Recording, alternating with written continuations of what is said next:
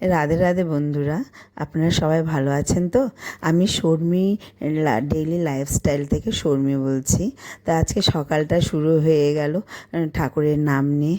তো যাই হোক, আজকে আমি এখন ঠাকুরকে প্রণাম করে ছাদের উপরে চলে যাব।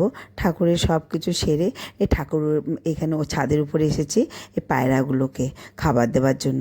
এত মিষ্টি এরা, এদের প্রতিদিন না দেখলেও ভালো লাগে না। তো আমি এই গোলাপ গাছটা শেয়ার করছি, কারণ হচ্ছে গোলাপ গাছটাতে আজকে দুটো কড়ি ফুটেছে দেখছি। তো আমি কড়িটা দেখাতে পারলাম না, এরপরে যেদিন ফুল হবে আমি সেদিন শেয়ার করব। তো যাই হোক, আজকে আমি সকালবেলা একটা হালকা একটু সবজি বানিয়ে নেব। আজকে এই সবজিটারই আমি রেসিপিটা শেয়ার করব।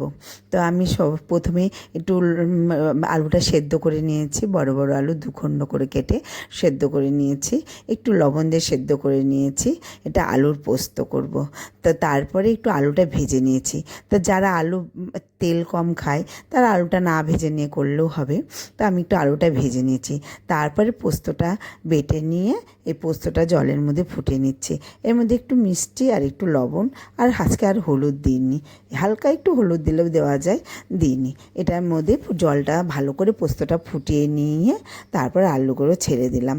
তো যারা তেল খায় না তারা আলুটা ভাজবে না, তাহলে অল্প তেলে অল্প মশলাতে খুব সুন্দর রান্না। সকালে বেশি মশলা খাওয়াও যায় না, যার জন্য এটা আমি এইভাবে রান্নাটা করলাম। তো এর সাথে রুটি, লুচি, পরোটা যে যেভাবে খাও খেতেই পারো। একটু মিষ্টি দিয়ে দেবে যারা মিষ্টি খায়, তারপরে নামানোর সময় যারা ঘি খায় একটু ঘি দেবে, আর যারা না খায় না দেবে, কোনো ব্যাপার না। তো এটা হালকা রান্না, সকালের দিকে খুবই ভালো। তো এর সাথে আমরা দুটো রুটি করে নেব। তো আমরা এই দিয়ে সকালে জলখাবারটা সেরে নেব। যারা পরোটা দিয়েও খেতে পারে, রাত্রেও খেতে পারে।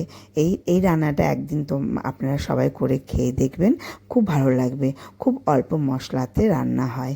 যাই হোক, আমি এখানেই ব্লগটা শেষ করছি। এরপরের ব্লগে আবার দেখা হচ্ছে।